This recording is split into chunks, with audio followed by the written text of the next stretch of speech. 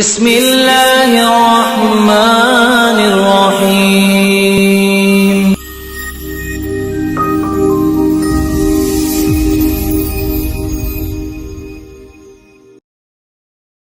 کیا آپ خواتین ایسا نہیں کر سکتی کہ جا کے عدالت میں کورٹ میرج کر لیں؟ اصل بات ہے عدالت میں کورٹ میرج کر لیں وہی شریعت کی خلاف ورزی ہے، کیونکہ عدالت کورٹ میرج کو جائز تو قرار دیتی ہے، لیکن آپ کو پتہ ہونا چاہیے ہمارا جو لا ہے وہ برٹش لا ہے۔ برٹش لا میں تو عورت اور مرد زنا بھی کر لیں اکٹھے تو رضامندی سے کر لے تو گناہ نہیں۔ یعنی آپ کورٹ میرج کو اس وقت جائز قرار نہیں دے رہی شرع اعتبار سے؟ دینا ہے دو تین اس میں مسائل ہیں جس کی وجہ سے کورٹ میرج جو ہے وہ اسلام کے بالکل اپوزٹ ہے۔ کورٹ میرج میں سب سے پہلی بات یہ ہے کہ ولی نہیں ہوتا۔ عورت کو اللہ تعالیٰ نے ولی کو کیوں پابند کیا ہے؟ ولی کون ہوتا ہے؟ پہلے میں سب کو یہ بتاؤں، ولی آپ کا یا باپ ہے یا آپ کا بھائی ہے، جو آپ کا قریب ترین رشتہ دار ہے، جو کہ آپ کی ذمہ داری اٹھا رہا ہے۔ عام طور پہ باپ ہی ہوتا ہے۔ باپ اگر موجود نہ ہو تو بعض اوقات چچا، بعض اوقات بڑے بھائی۔ شریعت مرد کو ہی کیوں ولی مقرر کرتی ہے؟ اصل بات یہ ہے کچھ معاملات میں، جیسا کہ میں نے آپ کو بتایا کہ عورت دماغی طور پر فیصلے مرد کے مضبوط زیادہ ہوتے ہیں، اور یہ ہم عورتوں کو جتنا اس بات کا پتہ ہے اتنا کسی اور کو پتہ نہیں ہے۔ ہم نے شادی کرنی ہو ہم رشتہ دکھائیں گے، ہم سارا کچھ کر لیں گے، فیصلہ کرنے کو ہم ذمہ داری لینے کو تیار نہیں ہوتے۔ کیا خیال ہے آپ ہو جاتی ہیں؟ آپ ہو جاتی ہیں کسی کے شادی کا فیصلہ کرنے کے لیے ذمہ دار؟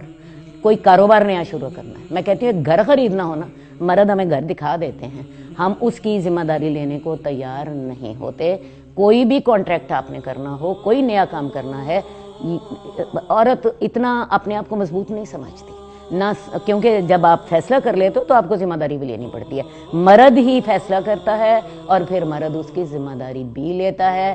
ویسے بھی میں خود یعنی اگر شادی کی صورت میں کوئی ناکامی ہوتی ہے تو اس کو بھی پھر مرد فیس کرتا ہے؟ دیکھیں میں آپ کو بتاؤں، جب آپ نے اللہ تعالیٰ نے عورت کے ساتھ ایک مرد رکھا شادی میں اس کو بیک دینے کے لیے، کیونکہ شادی میں عورت جو ہے نسبتاً کمزور پہلو ہے اس کا، شادی میں مرد نسبتاً اس کا ہاتھ اونچا ہے اور عورت کا نسبتاً ہاتھ نیچا ہے، کیونکہ مرد جسمانی طور پر بھی مضبوط ہے، مرد مال بھی خرچ کر رہا ہے، مرد اس کو گھر بھی بنا کے دے رہا ہے، عورت مرد کے گھر میں آ رہی ہے، مرد کا ہاتھ اونچا ہے عورت کا نیچا ہے۔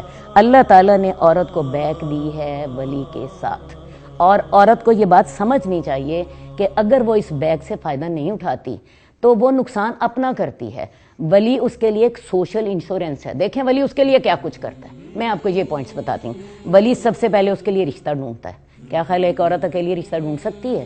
اس کا دائرہ کار صرف اپنے گھر تک یا زیادہ سے زیادہ بات ہے اپنے یونیورسٹی اور کالج تک ہے، جبکہ اس کے باپ کا یا اس کے جو بھائی ہیں وہ زمانے میں چلتے پھرتے ہیں، ان کا دائرہ کار بہت کھلا ہے۔ دوسری بات، ولی چیک کرتا ہے یہ لڑکا میری بیٹی کے قابل ہے یا نہیں ہے۔ عورت اس قابل تو ہے ہی نہیں ہے۔ عورت تو اتنی بے وقوف ہوتی ہے، وہ اتنی سی بات پہ دھوکہ کھا جاتی ہے۔ مرد اسے کہتا ہے مجھے تم بڑی حسین لگتی ہو، مجھے تم سے محبت ہے۔ عورت تو اتنی بے وقوف ہے، صرف ان دو جملوں کے پیچھے اپنی عزت برباد کر بیٹھتی ہے۔ مرد اتنا بے وقوف نہیں ہوتا۔ تیسری بات، ولی جو ہے وہ اس کی شادی کے انتظامات کرتا ہے۔ آج ہمارے معاشرے میں شادیاں جتنا بڑا مسئلہ بن گئی ہوئی ہیں، مرد اس پر پیسہ بھی لگاتا ہے، مینج بھی کرتا ہے۔ عورت اکیلی یہ کام کر سکتی ہے؟ نہ مینج کر سکتی ہے نہ پیسہ لگا سکتی ہے۔ چوتھی بات، نکاح ہو جانے کے بعد، شادی ہونے کے بعد اصل ولی کا کام شروع ہوتا ہے۔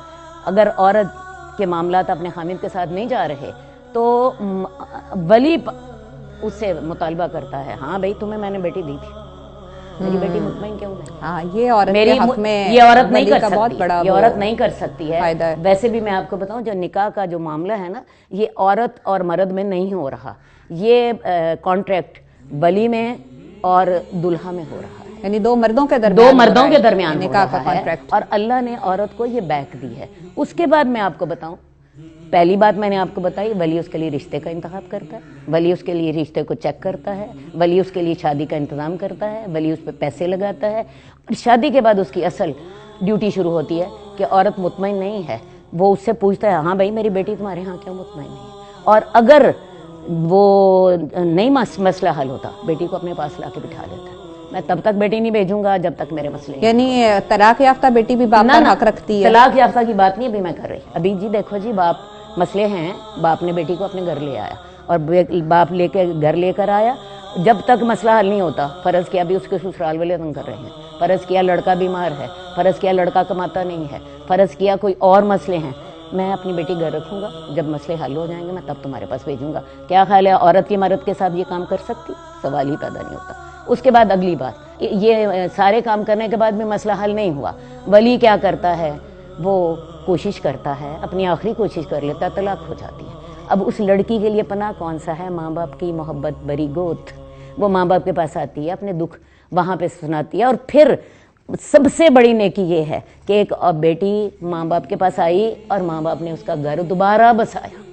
حدیث میں آتا ہے یہ سب سے بڑی نیکی ہے کہ ایک عورت طلاق یافتہ ہو کے اپنے گھر میں آتی ہے تو ماں باپ اس کا دوبارہ شادی کرتے ہیں۔ ایک عورت جب یہ کام نہیں کرتی، کورٹ میرج کرتی ہے یا ولی کے بغیر شادی کرتی ہے، وہ اس ساری سوشل انشورنس سے اپنے آپ کو محروم کر لیتی ہے۔